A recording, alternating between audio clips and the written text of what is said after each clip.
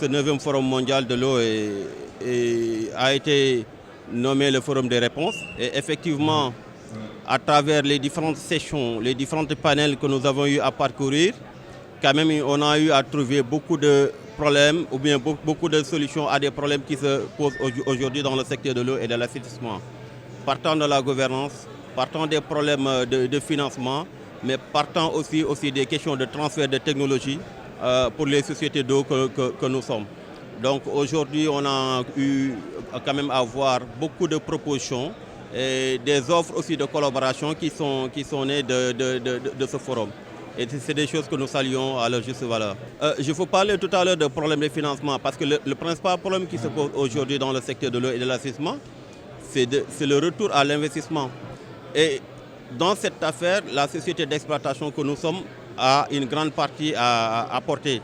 Aujourd'hui, quand vous voyez la Seno, on s'est investi dans la digitalisation.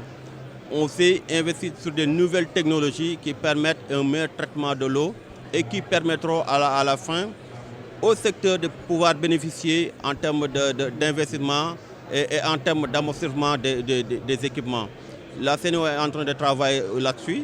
Aujourd'hui, vous prenez tout le processus clientèle. Vous avez vu dans notre stand les expériences qui vous ont été montrées.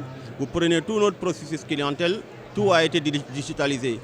Aujourd'hui, la relève se fait avec des smartphones et la facturation se fait au cours de l'eau.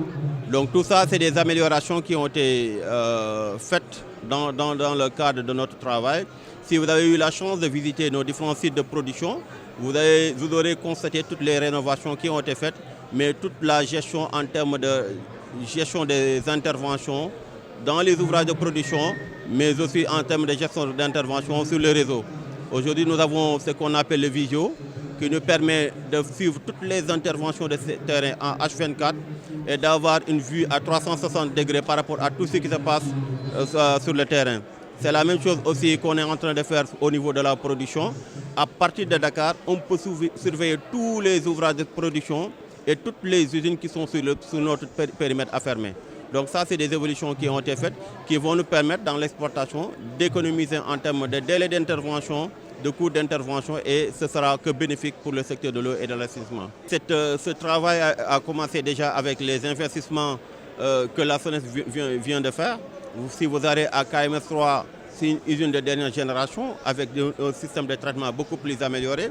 Mais si vous regardez aussi tout ce qu'on est en train de faire en termes d'investissement dans le processus de traitement, tel que le dessalement, telles que les usines d'osmose inverse qui sont réalisées aujourd'hui dans le bassin arachidier, tout ça va contribuer à améliorer la qualité physico-chimique et bactériologique de l'eau.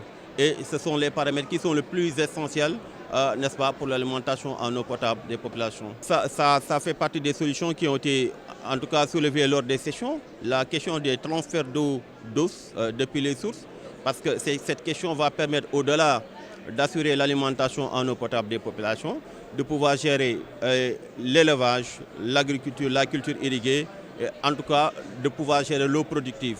Et je pense que c'est de très bonnes initiatives qui peuvent aujourd'hui valoir beaucoup d'intérêt au secteur de l'eau. Et je pense qu'on gagnerait à s'engager sur ce système de transfert.